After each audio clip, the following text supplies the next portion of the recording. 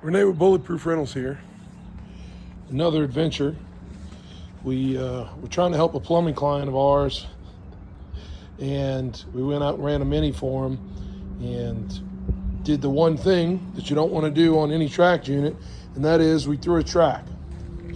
As you can see, we're off of the rear idler there.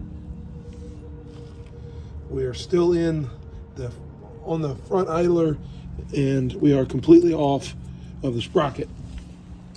And here at Bulletproof Rentals, we say, if you're going to do it all the way. And we are also off on this one. So we were on a hill. The machine was like this. So the dirt was pushing this track up because the machine wanted to slide down. So we pushed this track in and the other track off. So we have her up in the air, got two jack stands in the back, and if you had a bucket, it's a little easier, but I didn't have a bucket on here, so I just put some 6x6s down. We've got it completely up in the air. Next, we'll loosen the track tension.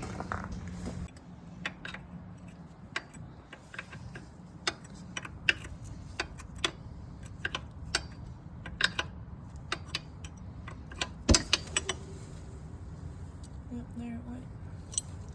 So now you can see the track is much looser.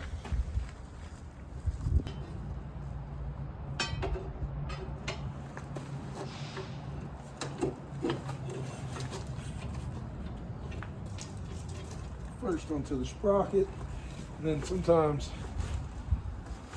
the track's much heavier than you would expect because it's got metal in it. So sometimes it takes two people.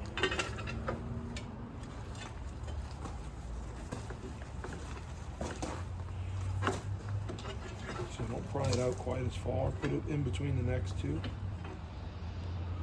And we just want enough, but not so much that it takes all the slack out. All right. So now it's on the front idler, it's on the sprocket, it's on the rear idler. We're going to reinstall the grease fitting and then use a grease gun to reapply tension on the track. We'll start the video back up once we have the grease fitting back in and the grease gun attached. So the grease fitting's reinstalled, we have our grease gun attached, and now you'll see as we pump grease into it that it tensions the track.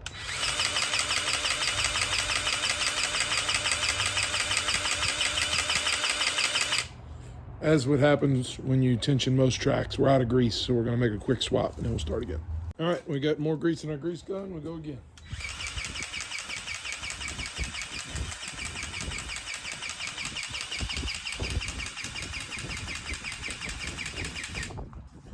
Manual calls for about 1 inch between the track and the middle idler. Now that we've got the tracks back on, we can lift our arms, which will bring the front down, and then I'm going to attempt to just drive off the rear jacks. I had another machine to pick this up so I could put the jacks underneath, but putting a 6x6 or a smaller jack under this spot would have worked as well.